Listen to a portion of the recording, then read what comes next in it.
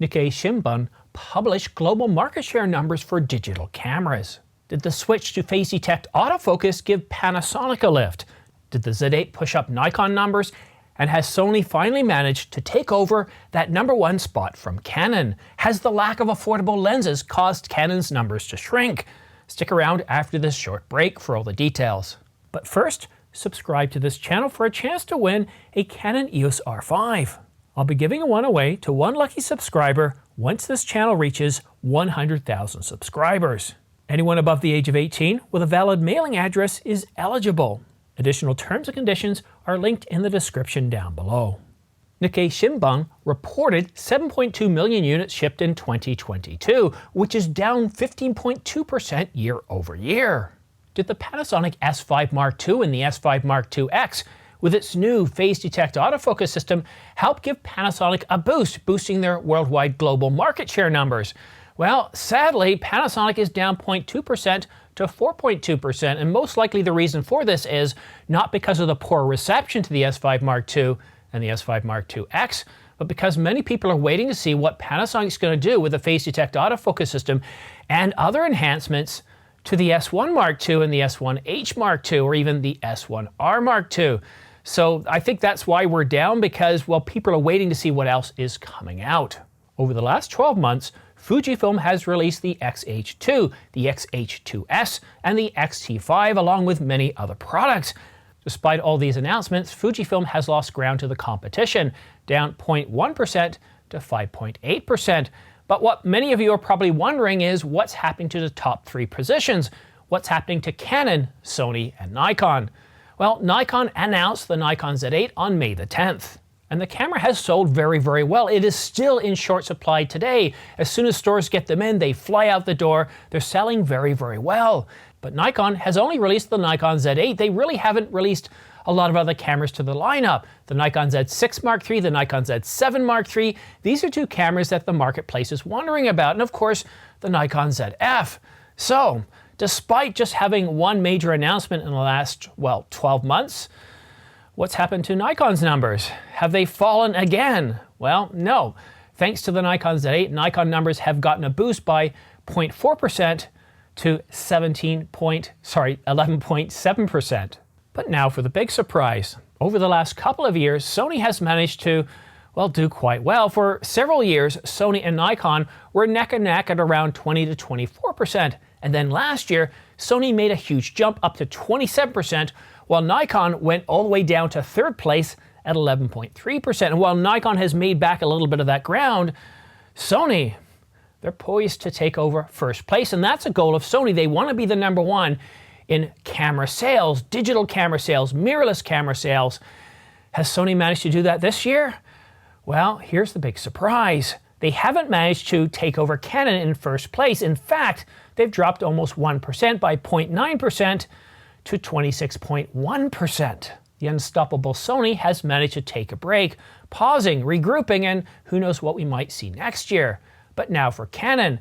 What has Canon done in worldwide market share? Have they actually lost market share, or have they grown their position? Before we get to those numbers, a couple of things. You'll recall that Canon decided to enforce their intellectual property last year by restricting all third-party lens makers. So if you wanted to produce lenses for Canon's RF system that had autofocus, you needed Canon's permission, and if you didn't get Canon's permission, that was it. So many companies, Samyang and others, Viltrox, stopped producing lenses for the Canon RF system, making an awful lot of people angry, getting people to switch. So with all that, with all the kerfuffle, with all the lack of affordable RF glass rather than kit lenses for the RF system, has Canon lost market share? No. Well, they haven't gained as much as Sony has lost. They've grown their position by 0.7% to 46.5%. At first, this year's numbers seem rather lackluster, rather boring. Yes, we've seen modest gains, but we've also seen modest losses. Panasonic, Fujifilm, not a huge change in position. And Nikon, while they've moved upwards by 0.4% from 11.3 to 11.7%, it's still not where a lot of Nikon customers would like to see. Over 20% and back in 2nd place, battling it out with Canon. And Sony, many Sony customers are hoping to see Sony finally take over that #1 position from Canon, but are in Second place with 26.1%, down 0.9% from last year. But I know what you're thinking. I know what you're thinking. In mirrorless sales, Sony is the #1 seller, and yes, you're correct. Based on a previous report, Sony is #1 when it comes to mirrorless sales. But what we're talking about is worldwide digital camera sales. That's point and click. That's interchangeable lens cameras. That's DSLRs. That's mirrorless. It's the whole kit and caboodle, and that's what matters, because the more products you produce that have a net profit in it, the better you do. So Canon is one of the biggest camera makers out there that just does imaging, whereas Sony is an absolutely massive multinational conglomerate that does more than just cameras. It's just, if Sony stopped producing their stills hybrid cameras, it probably wouldn't impact their earnings a whole much. In fact, it would probably be so minuscule that we wouldn't even notice. Whereas Nikon is all in as a digital camera company. That's what they do. They don't even have cinema cameras, whereas Canon, they not only have cinema cameras, but they also do photocopiers. They do other optical imaging and healthcare, although Nikon also does healthcare as well. And of course, Panasonic is another multinational conglomerate, a very large company that produces all sorts of things in consumer electronics.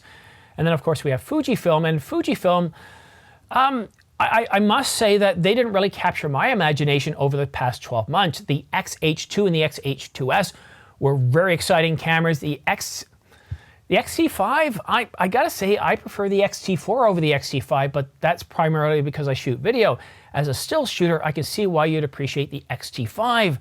But in terms of capturing global attention and capturing the imagination of creatives, Panasonic and Fujifilm haven't quite been able to do that. But what I expect to see as Panasonic releases the S1 Mark II, the S1H Mark II, is that we're going to see sales. Well, I expect to see sales jump if they engineer those cameras right, with a face detect autofocus system giving them 8K video and many other capabilities that us video shooters like to see, as well as making photographers very happy. So I'm really curious to what we see in the following year. What do you think of these numbers? Are you disappointed? Are you happy? And what do you think that means for next year? And if you want to stay up to date on all the latest camera gear news and rumors, then all you have to do is subscribe to this channel and click on all notifications. And if you want to stay up to date on all the minor news and rumors, all those stories that aren't quite big enough to justify making their own separate video, then go ahead and follow me on X, formerly known as Twitter. I tweet out all sorts of information, lens announcements, pricing information, all that on a daily basis. Whereas with videos, no matter how big the news is, I'm limited to producing 3 videos a day. And if you like this channel, you're still watching and you want to support this channel, and you purchase regularly from Amazon.com, B&H or Adorama, then please consider using my affiliate links. I get anywhere from 2 to 6% back, and all that goes back into helping support this channel, helping this channel grow, and helping me get the latest camera gear, of which the R5 Mark II, I can guarantee you that's going to be here on the first day that it's available. And hopefully the Canon EOS R1 too. Not the R1 too, but hopefully get the Canon EOS R1 as well. The only thing I'm a little bit worried about is if the price goes north of $8,000, but I'm predicting $64.99 to $69.99. But if they do something silly like go up to $8,000, I don't know, unless they give me a hefty discount, and they won't, that might be a bit of a tall order. But anyhow, thank you so much for watching. Have yourself a great week. Everyone's going back to school. We're going back to life as normal as we start to enter the cooler time of year. Thank you so much for watching. Have yourself a great week, and we'll see you again soon.